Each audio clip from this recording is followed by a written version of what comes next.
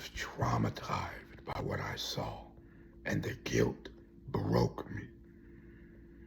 It was Sunday, March 16th, 2014. I was on my way home from church. The sky was gray.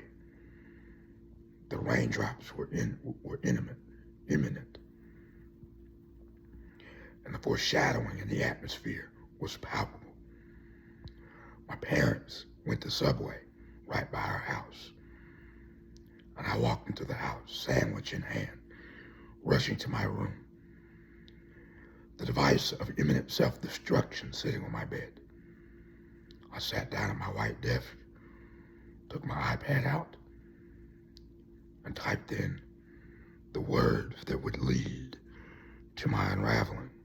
The words that would lead to my unraveling. Arthur, YouTube poop. That's right. When I was 9 years old, I was very into the television show Arthur. And I would watch these videos on YouTube called YouTube poops that would distort the character and the themes in the episode. So when I went to YouTube, I found a video of that character unaliving his sister. But what I found that day was worse than that.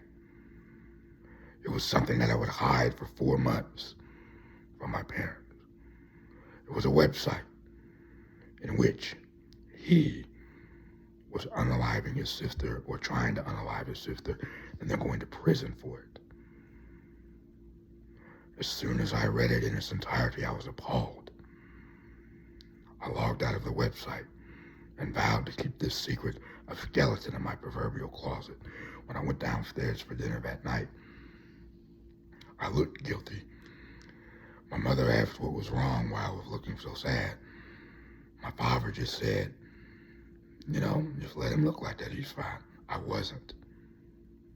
4 months passed. In early July 2014, I saw the same episode that the website was based off of. The guilt came flooding back.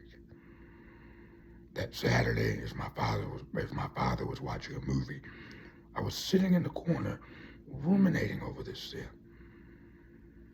And I began to cry.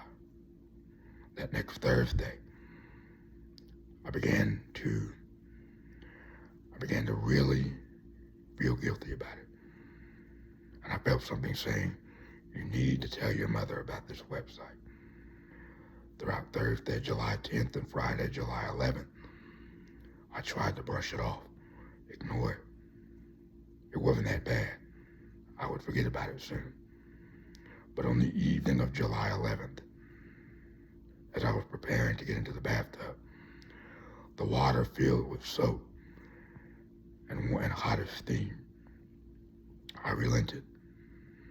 I knew that if I kept the secret even another week or another full day, my self-concept as a good person would collapse. My self-concept of me being a good person would collapse. So, July 12th, Saturday, I had an acquaintance come over to my house. We spent a couple hours together hanging out. But when it was over, I knew what had to be done. 8:15 p.m., I nervously walked into my mother's bedroom. She was in the bathroom styling her hair.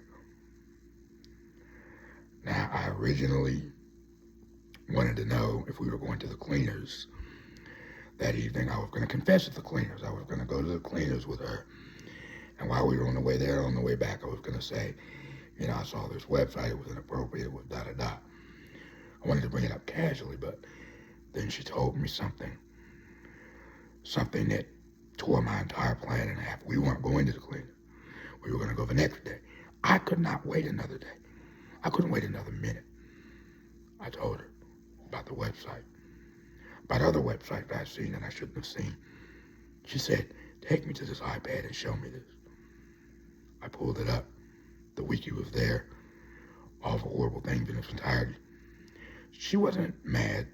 She didn't yell. She didn't berate. She calmly explained to me that there are things on the internet that the enemy will use to try to traumatize me even worse than this. She said there are people who have been traumatized for life by what they saw on the internet. So she was right. If I didn't stop, I was going to end up seeing something I really didn't want to see. As a consequence, she confiscated the iPad for the time being, but I wasn't upset. I was relieved. The device of self-destruction had been removed. So remember, be careful what you look at on the internet. Be careful about what you see on the internet.